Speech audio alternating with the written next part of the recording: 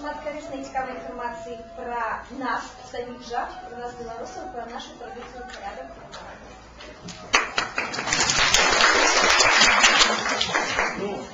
Найперш хочу падзячыць, што запрашаеце ўжо другі раз, гэтым разам перад шырэйшай аўдыторыяй, і спадзяюся, вам будзе цікава.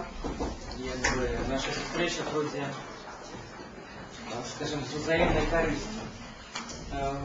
Перад тым, як распавесці пра каляды, пра сэнс гэтага свята і якое месца мы займае у культуры традыцыйнай і агулам у культуры беларусаў, я трошку зраблю невялічкі экскурс агулам у тое, што такое календар і час у традыцыйным разуменні.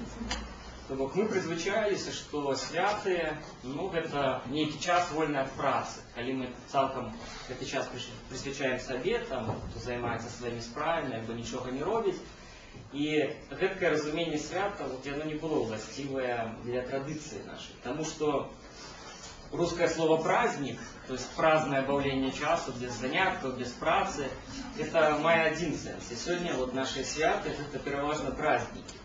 Свята ў традыцыйным сэнсе, оно звязана с этим коранем свят, то есть это той час, калі максимально наближается мяжа, то есть максимально зникае мяжа паміж светом людзей і светом сакральным, то есть светом боскім, небесным.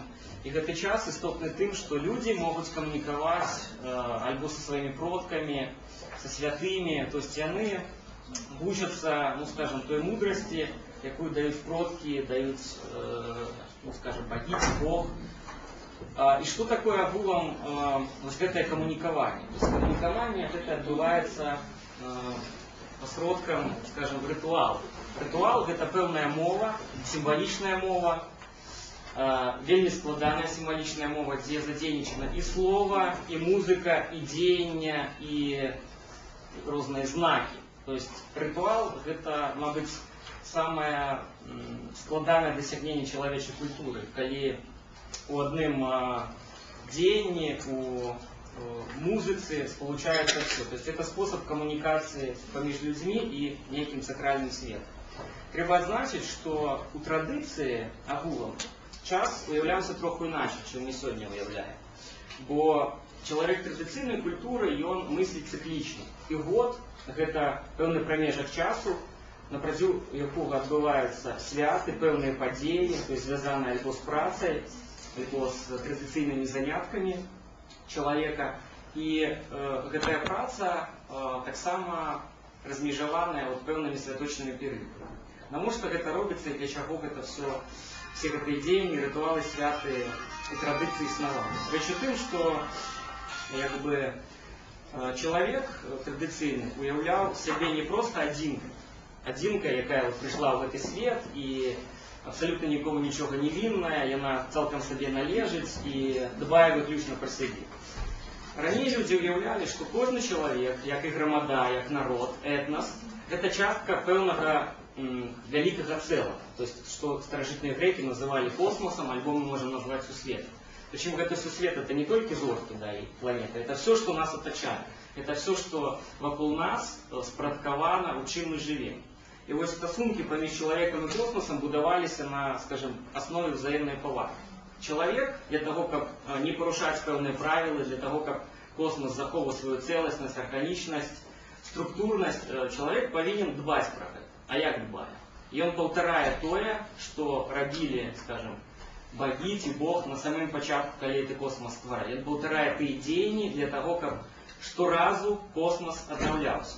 А у яго ёсць такая прыкмета, власцівасць, што, як і все у свеце, ён нараджаецца, сталее, старее і памірае.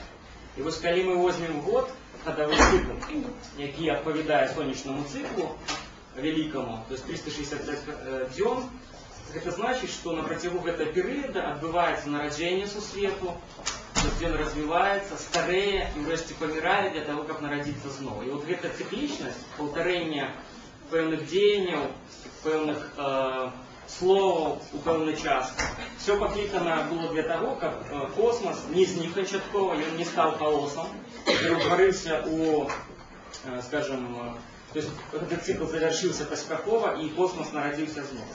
І вось калядны цыкл гэта своеасаблівая кульмінацыя году, то есть тады, калі, уласна кажучы, космос і год паміраюць. Потому что максимальная апогея достигая тембра, сонечный день самый короткий. Отповедно, у человеческого уявления вот этот час связывается с тем, что, скажем, космичные силы уже стратили свою опору и, скажем, космосу погрожае ворванне хаотичных сил, які звязываются символично с темой. И для того, как, скажем, космос снова народился, как снова начало прибывать светло, люди, скажем, робили шэраг дзеянняў, якія былі пакліканыя вярнуць гэтае святло.